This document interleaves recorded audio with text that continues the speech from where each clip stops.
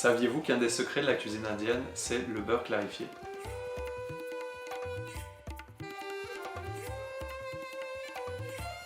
Le ghee, c'est un beurre qui est fondu, décanté. On sépare le lactosérum et la caséine qui vont rester au fond de la casserole. Ça nous donne une matière grasse, un beurre qui est beaucoup plus sain, digeste, qui contient aussi moins de cholestérol. C'est un allié formidable à avoir absolument dans sa cuisine. Dans l'histoire de l'humanité, il y a aussi d'autres peuples qui ont fait leur propre beurre clarifié, mais sous des noms différents. On le retrouve notamment en Égypte, en Afrique du Nord, en Éthiopie et encore au Brésil. Le ghee a aussi beaucoup de propriétés médicinales. C'est un beurre qui est beaucoup plus santé, donc moins de cholestérol, qui est meilleur pour le cœur. On va avoir des propriétés aussi anti-inflammatoires, des propriétés apaisantes, calmantes. Du côté énergétique, on dit que le ghee aiderait à purifier le réseau énergétique, les nadis, et à favoriser la clarté mentale et le sommeil aussi. Le ghee est utilisé pour des rituels et est vraiment un ingrédient important dans la médecine ayurvédique. Personnellement, ce que je retiens du ghee côté pratico-pratique, c'est que c'est une matière grasse qui ne brûle pas dans la poêle. Donc contrairement au beurre, quand on l'apporte à haute température, le ghee permet justement de faire des super mélanges d'épices.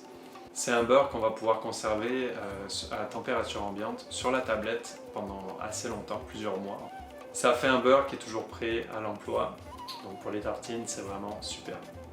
On va passer maintenant à la pratique, donc je vais vous montrer comment faire le vôtre à la maison, étape par étape. Vous allez voir, c'est quand même assez simple. Je vous montre ça maintenant.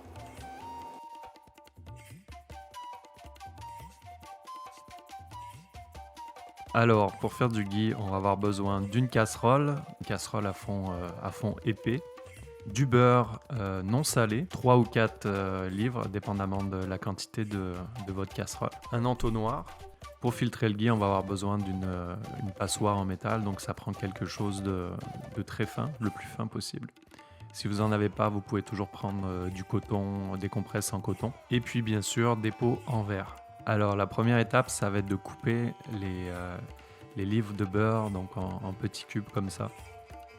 Ensuite, on va les mettre dans notre casserole à feu moyen pour les faire fondre. Une fois que le beurre est fondu, on va baisser le feu. La prochaine étape, ça va être de trouver le point d'équilibre d'ébullition du ghee. Le beurre, c'est comme le lait, il va avoir tendance à monter quand il est proche de l'ébullition.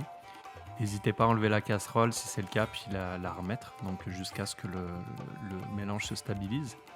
Soyez présent à ce stade parce que ça peut vite faire des dégâts. Quand vous avez trouvé votre point d'ébullition, que votre beurre est bien stable, jetez un coup d'œil à l'heure et on va regarder 20 minutes à peu près à partir de ce moment-là. Le ghee, en fait, il va passer par différents stades à partir du point d'ébullition qui est votre départ de cuisson réel en fait. Donc au début, on va avoir quelque chose de laiteux, un peu comme ça. Donc ça, c'est le premier stade. Le deuxième stade, en fait, on va voir plus le côté translucide du ghee, avec aussi de la matière solide qui reste encore, on le voit en blanc.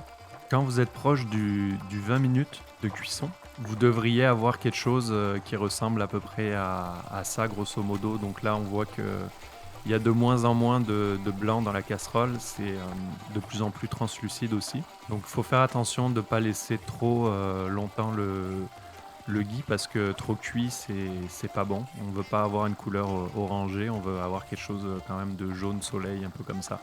Quand vous jugez que c'est bon, vous arrêtez la cuisson. Vous pouvez installer votre petit setup pour filtrer le ghee. Et vous allez remplir chacun des pots tranquillement. On voit bien ici que la majorité de ce qui est blanc a été filtré.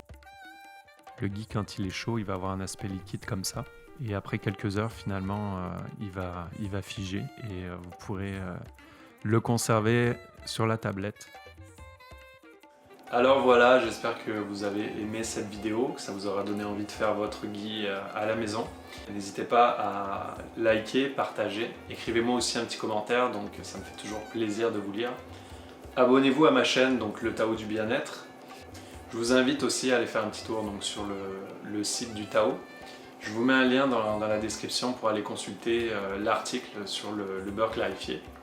Alors je vous dis à bientôt dans une prochaine vidéo, prenez soin de vous. Ciao.